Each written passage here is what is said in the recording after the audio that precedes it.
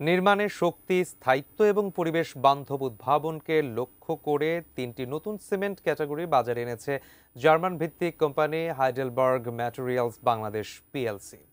শনিবার সন্ধ্যায় রাজধানীর একটি হোটেলে এর মোড়ক উন্মোচন অনুষ্ঠান হয়। অনুষ্ঠানে বক্তারা জানান, স্ক্যান সিমেন্টের পিসিসি ম্যাক্স ৫২.৫ অবকাঠামোতে দ্রুত শক্তি যোগানোর পাশাপাশি সাশ্রয়ী। এছাড়া ইভোবিল্ড সিমেন্ট ৫০% কম কার্বন নিঃসরণ করবে, আর রুবি এসআরসি উপকূলীয় এবং লবণাক্ত এলাকার জন্য বিশেষভাবে তৈরি বলে জানানো হয়েছে। এ সময় এইচএমবিপিএলসি এর ম্যানেজিং ডিরেক্টর সহ ঊর্ধ্বতন কর্মকর্তারা উপস্থিত ছিলেন।